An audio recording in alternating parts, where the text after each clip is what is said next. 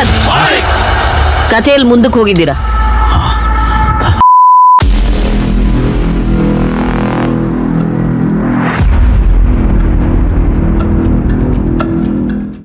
ಗಣೇಶ ಮಾತ್ರ ನೋಡಕ್ಕೆ 2 ಕಣ್ಣು ಸಾಲಂಗಿಲ್ಲ.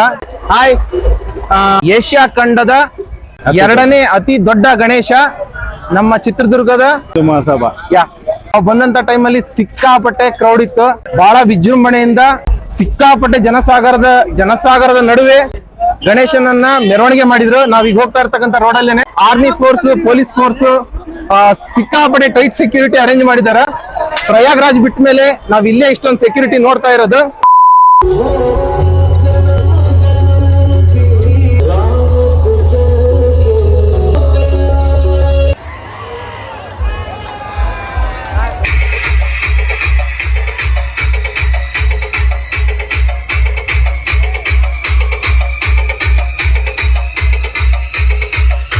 ಈ ಪ್ರದೇಶ ಇಷ್ಟು ವಿಶಾಲವಾಗಿದ್ರು ಕೂಡ ನಮಗೊಂದು ಹೆಜ್ಜೆ ಇಡಕ್ ಕೂಡ ಜಾಗ ಸಾಕಾಗ್ತಾ ಇರ್ಲಿಲ್ಲ.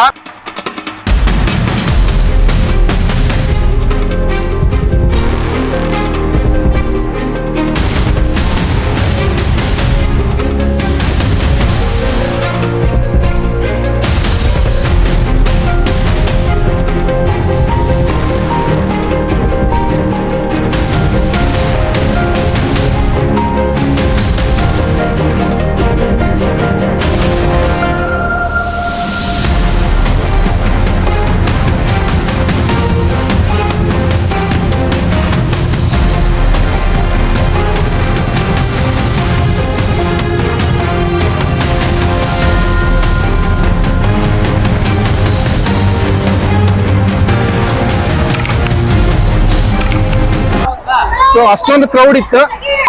5 ಲಕ್ಷ ಜನ ಸೇರಂತ ಈ ಉತ್ಸವಕ್ಕೆ ಬಂದಿದ್ದು ನಮಗೆ ಭಾರಿ ಖುಷಿಯಾಗಿದೆ.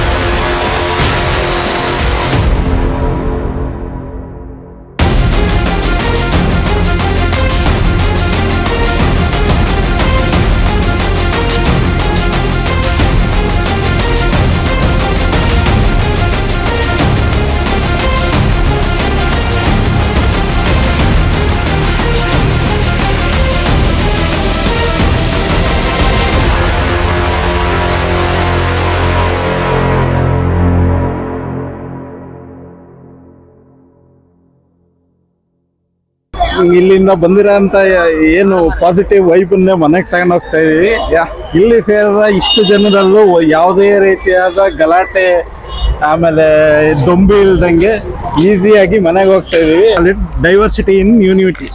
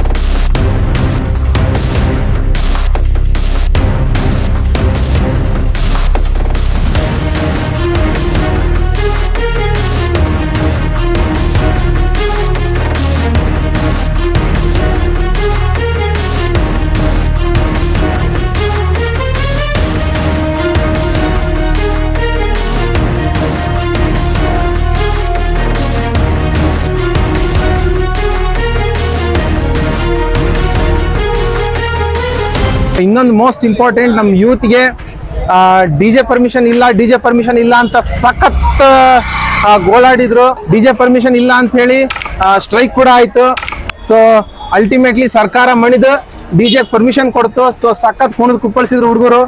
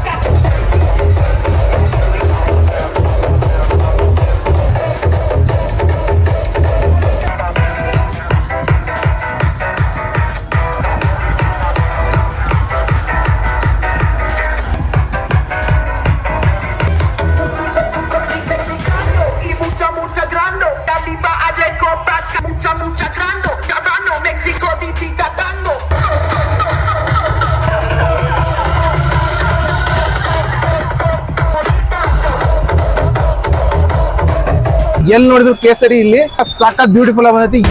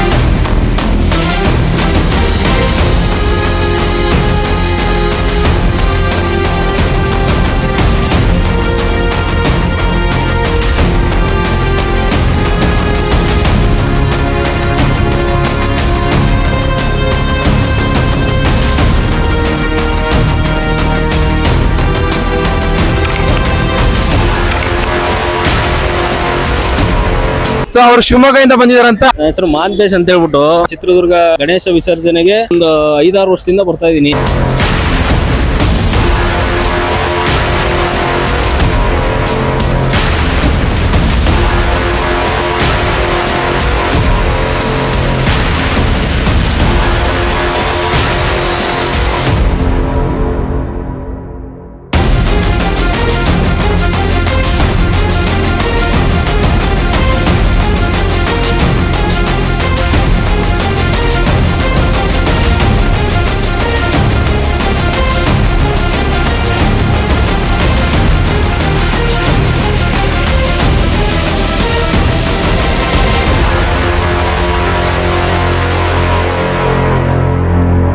ಸರ್ಕಾರದವರು ಸೇರಿ ಮಾಡುವಂತ ಒಂದು ದಸರಾಕ್ಕೂ ಸಂಘಟನೆ ಸೇರಿ ಮಾಡುವಂತ ಒಂದು ಗಣೇಶನ ಹಬ್ಬಕ್ಕೂ ತುಂಬಾ ಡಿಫರೆನ್ಸ್.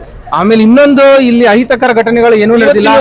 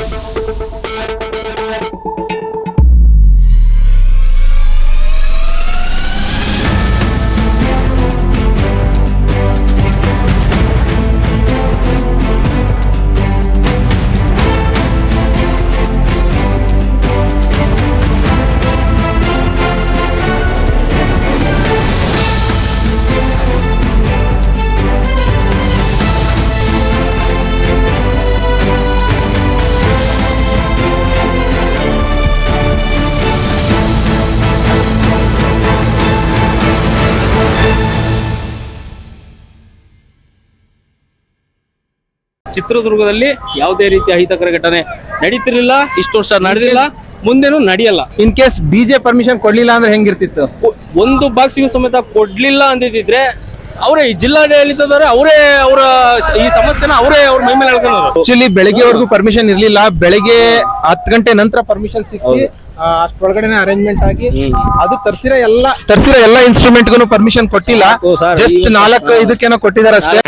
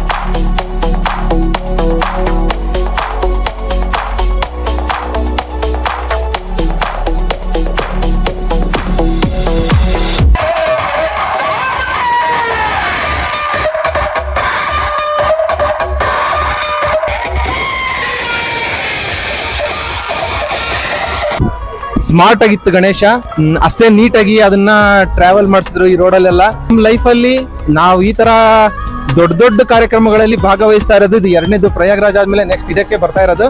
ಸೊ ನಾನು ಪ್ರತಿ ವರ್ಷ ಬರ್ಬೇಕನ್ಸುತ್ತೆ. ಬಟ್ ಅಕಾಮಿಡೇಷನ್ ಬಗ್ಗೆ ನಾವು ಬೆಳಗ್ಗೆ ಬಂದಿದೀವಿ ಮತ್ತೆ ರಿಟರ್ನ್ ಈವ್ನಿಂಗ್ ಹೋಗ್ಬಿಡ್ತೀವಿ. ಕೆಲವೊಬ್ರು 1 ಡೇ ಬಿಫೋರ್ ಬಂದಿದ್ದಾರೆ. ಸೊ ಅವರೆಲ್ಲ ಎಲ್ಲಿ ಸ್ಟೇ ಆಗಿದ್ದಾರೆ ಏನು ಅನ್ನೋದ್ರ ಬಗ್ಗೆ ಏನ್ ಕ್ಲಾರಿಟಿ ಇಲ್ಲ. ಮಹಾರಾಷ್ಟ್ರದಿಂದನೂ ಸಮೇತ ಮತ್ತೆ ತಮಿಳುನಾಡಿಂದನೂ ಸಮೇತ ಬರ್ತಾರೆ ಇಲ್ಲಿ. ಆಮೇಲೆ ಈಗ ಆಂಧ್ರದವರು ತುಂಬಾ ಜನ ಬರ್ತಾರೆ, ಚಿತ್ರದುರ್ಗದ ಕಡೆ ಆಂಧ್ರದವರು ತುಂಬಾ ಜನ ಬರ್ತಾರೆ. ಅವರೆಲ್ಲರೂ ಕೂಡ ಏನಿಲ್ಲ, ಇಲ್ಲಿ ಮುರುಘಾ ಮಠದ ವ್ಯವಸ್ಥೆ ಇದೆ, ಹೈಸ್ಕೂಲ್ ಫೀಲ್ಡ್ ಇವೆಲ್ಲ, ಕಾಲೇಜ್ ಫೀಲ್ಡ್ ಅವೆಲ್ಲ ಇದಾವೆ. ಹಂಗಾಗಿ ಇಲ್ಲೆಲ್ಲ ಬಂದು ಉಳ್ಕೊಂತಾರೆ.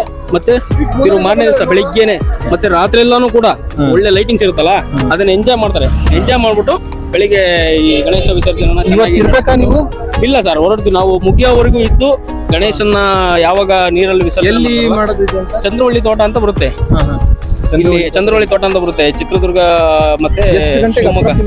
ಸರ್ ಆಲ್ಮೋಸ್ಟ್ ಒಂದು 10:30-11 ಗಂಟೆ, 10:30-11 ಗಂಟೆ ಅಷ್ಟೊತ್ತಿಗೆ ಅಲ್ಲಿಗೆ ಹೋಗುತ್ತೆ. ಅಲ್ಲಿ ಮುಂದೆ ಕನಕ ಸರ್ಕಲ್ ಅಂತ ಬರುತ್ತೆ. ಇದು ಚಳ್ಳಕೆರೆ ಗೇಟ್, ಇದು ಚಳ್ಳಕೆರೆ ಗೇಟ್ ಡೆಡ್ ಎಂಡ್. ಈ ರೋಡ್ ಅಲ್ಲಿ ಪಿ ರೋಡ್ ಅಲ್ಲಿ ಕನಕ ಸರ್ಕಲ್ ಅಂತ ಬರುತ್ತೆ. ಸರ್ಕಲ್ ಎಂಡ್ ಮಾಡ್ತಾರೆ. ಅಲ್ಲಿಂದ ಮುಂದಕ್ಕೆ ಹೋದ್ರೆ ಚಂದ್ರವಳ್ಳಿ ತೋಟ ಅಂತ ಬರುತ್ತೆ. ಆ ತೋಟದಲ್ಲಿ ಮುಂಚೆನೆ ಬಾವಿನ ಮಾಡಿ ರೆಡಿ ಮಾಡಿ ಇಟ್ಕೊಂಡಿದ್ದಾರೆ. ಅದರಲ್ಲಿ ಗಣೇಶನ ವಿಸರ್ಜನೆ ಮಾಡಿ ಮತ್ತೆ ಶಾಸ್ತ್ರಬದ್ಧವಾಗಿ ಮಾಡ್ತಾರೆ. ನಮ್ಮ ಚಿತ್ರದುರ್ಗದಲ್ಲಿ ಮುಂಬೈ ಇದೆ ಅಲ್ಲ, ಫಸ್ಟ್ ನಮ್ಮ ಇಂಡಿಯಾದಲ್ಲಿ ಮುಂಬೈ, ನೆಕ್ಸ್ಟ್ ನಮ್ಮ ಕರ್ನಾಟಕನೇ. ನಮ್ಮ ಕರ್ನಾಟಕದಲ್ಲೇ ತುಂಬಾ ಶಾಸ್ತ್ರಬದ್ಧವಾಗಿ ಕಳಿಸೋದು. ಅಲ್ಲ, ಮುಂಬೈ ಯೂಶಲಿ ಇರೋದೇ ಕ್ರೌಡ್ ಜಾಸ್ತಿ, ಅಲ್ಲಿ ರೆಗ್ಯುಲರ್ ಡೇಸ್ ಅಲ್ಲೇ ಕ್ರೌಡ್ ಇರ್ತೈತೆ. ಸೊ ಹಂಗಾಗಿ ಅಲ್ಲಿ ಮುಂಬೈಯಲ್ಲೂ ಕೂಡ ಎಲ್ಲಾ ಕಡೆಯಿಂದ ಬಂದ್ ಸೇರ್ತಾರೆ ಇಲ್ಲಿ. ಹಂಗಾಗಿ ಲಾಲ್ಬಾಗ್ ಇದು ಬರುತ್ತೆ ಗೊತ್ತಾ, ಲಾಲ್ಬಾಗ್ ರಾಜ ಅಂತ ಹೇಳ್ಬಿಟ್ಟು. ಹೆಂಗೆ ಮುಂಬೈಲಿ ಒಂದು ಭಾರಿ ಹೆಸರಾಂತ ಗಣೇಶ ವಿಸರ್ಜನೆ ಹೌದು, ಅದೇ ತರ ನಮ್ಮ ಲಾಲ್ಬಾಗ್ ರಾಜ ಅಂತ ಹೇಳ್ಬೋದು. ಅದೇ ಹೆಂಗೆ ಮುಂಬೈಯಲ್ಲಿ ಭಾರಿ ಫೇಮಸ್ ಗಣೇಶನ ವಿಸರ್ಜನೆ ಮಾಡ್ತಾರೆ. ಅಲ್ಲೂ ತುಂಬಾ ಜನ ಸೇರ್ತಾರೆ. ಅದಾಯ್ತು ಅಂದ್ರೆ ಮುಗೀತು ಗಣೇಶ ಹಬ್ಬ. ಎಲ್ಲಿ? ಮುಂಬೈಲಿ. ಅದಾದ್ಮೇಲೆ ಇಲ್ಲಿ ನಮ್ಮ ಕರ್ನಾಟಕದಲ್ಲಿ ಚಿತ್ರದುರ್ಗ, ದಾವಣಗೆರೆ, ಶಿವಮೊಗ್ಗ. ನನ್ನ ಒಂದು ಇಷ್ಟು ವರ್ಷದ ಪ್ರತಿ ಒಂದು ಇದು ಎಷ್ಟು ದಿನದ ಗಣೇಶ ಯೂಶಲಿ ಸರ್? ಇದು ಟೋಟಲ್ ಒಂದು 21 ದಿನ ಅನ್ಸುತ್ತೆ ಸರ್. ಇದು ನೀವು ಯಾರು ಅಂತ ಗೊತ್ತಿಲ್ಲದೆ ಇದ್ರು ಬಂದು ಇಷ್ಟು ಫ್ರೆಂಡ್ಲಿ ಆಗಿ ಕೂಡಿ ಮಾತಾಡಿದ್ರಿ. That is actually great. ಇದೆಲ್ಲ ನಮ್ಮ ದೇಶದಲ್ಲಿ, ನಮ್ಮ ರಾಜ್ಯದಲ್ಲಿ ಮಾತ್ರ ನಡೆಯಕ್ ಸಾಧ್ಯ. ಬೇರೆ ಕಡೆ ಯಾರು ಇಷ್ಟೊಂದು ಕ್ಲೋಸ್ ಅಪ್ ಆಗಿ ಇಷ್ಟೊಂದು ಇದಾಗಿ ಮಾತಾಡೋದಲ್ಲ. ಇವನ್ ಅವ್ರು ತಿರುಗು ನೋಡಲ್ಲ, ಅವ್ರವ್ರ ಕೆಲಸ ಅವ್ರು ಮಾಡ್ಕೊಂಡು ಹೋಗ್ತಾರೆ. ಥ್ಯಾಂಕ್ಸ್ ನೀವು ನಮ್ಗೆ ಹೇಳಿದ್ದಕ್ಕೆ. ಥ್ಯಾಂಕ್ಸ್ ನೀವು ಸಿಕ್ಕಿದ್ದಕ್ಕೆ. ಪ್ರತಿ ವರ್ಷನೂ ನೀವು ನಮ್ಮ ಚಾನಲ್ ಸಿಗ್ತಾ ಇರಿ ಹಿಂಗೆ. Okay sir, okay, thank you so much.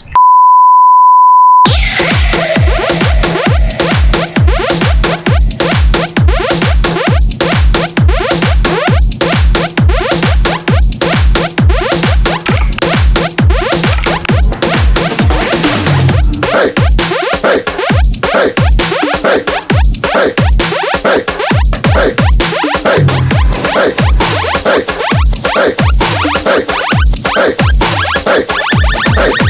Hey!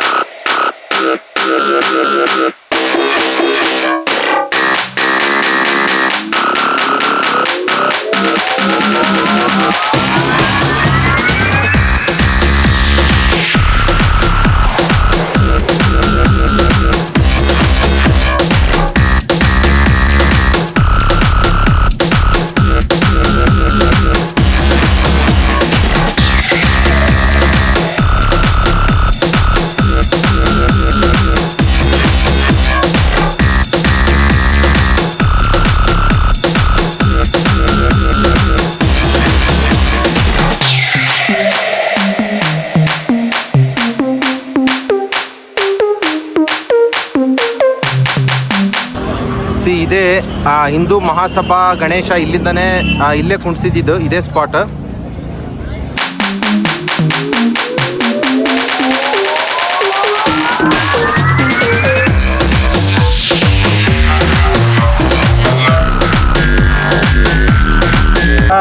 ನಾನು ಇವ್ರನ್ನ ಇಷ್ಟನ್ನ ಇಂಟ್ರೊಡ್ಯೂಸ್ ಯಾಕೆ ಮಾಡಿಸಿಲ್ಲ ಅಂದರೆ ಇವ್ರು ಆ್ಯಕ್ಚುಲಿ ಜಪಾನಲ್ಲಿ ಇರ್ತಾರೆ. ಈ ಟೊಯೋಟಾ ಕಂಪ್ನಿ, ಈ ಟೋಶಿಬಾ ಕಂಪನಿ, ಇವೇನು ಜಪಾನ್ ದೊಡ್ಡ ದೊಡ್ಡ ಕಂಪ್ನಿಗಳಿದಾವಲ್ಲ ಎಲ್ಲ ಇವ್ರ ಅಂಡರಲ್ಲೇ ಇವ್ರ ಪ್ಲ್ಯಾನ್ ಪ್ರಕಾರನೇ ಕೆಲಸ ಮಾಡೋದು. ಸೊ ಈಗ ಇವ್ರನ್ನ ಚಿತ್ರದುರ್ಗದ ಗಣೇಶೋತ್ಸವಕ್ಕೆ ಅಂತ ಜಪಾನಿಂದ ಕರೆಸಿದ್ದೀವಿ. ಇವ್ರು ನಮ್ಗೆ ಸಿಕ್ಕಿರಲಿಲ್ಲ, ನಾನು ನಿಮ್ಗೆ ಇಂಟ್ರೊಡ್ಯೂಸ್ ಮಾಡಿರಲಿಲ್ಲ. ಈಗ ಅವ್ರು ಬಂದಿದ್ದಾರೆ.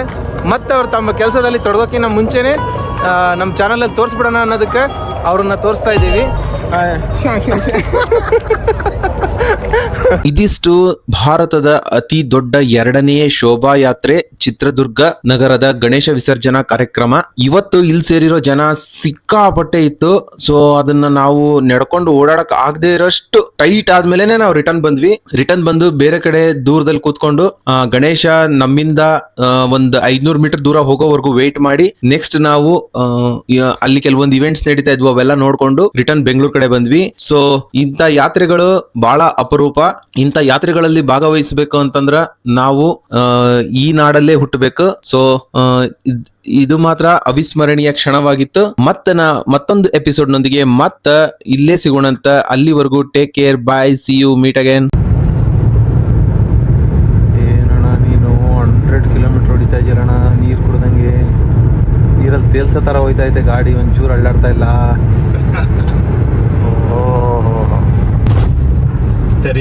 ಅವನು ಅರೆ ಶಂಬಣ್ಣ, ನೀವು ಗಾಡಿ ಬಲೆ ಚೆನ್ನಾಗಿ ಓಡಿಸ್ತಾವ್. ಅಯ್ಯ ನಿಮ್ಮ ಮೈನ್ ಬ್ರೇಕ್ ಫೇಲ್ ಆಗೈತೆ ಅಂದ್ರೆ ಗಾಡಿ ಹಂಗ್ ಓಡಿಸ್ತಾವ್ ಹಿಂಗ್ ಓಡಿಸ್ತಾ ಅಂತ. ಇಲ್ಲೇ ನಡಿ ಹೋಗ್ಬೋದು, ಎಲ್ಲಾ ಕಡೆನೂ ತಗೊಂತಾನ ದುಡ್ಡು.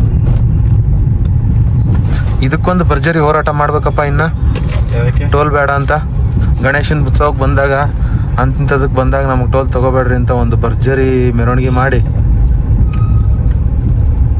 ನಮ್ದು ಹೇಳ್ಕೊಂಬಿಟ್ಟ ದುಡ್ಡು. ಆಮೇಲೆ ಅವ್ನು ಪಾಸ್ ಆಗ್ಬಿಟ್ಟ. ತಡಿ ಬೇಡ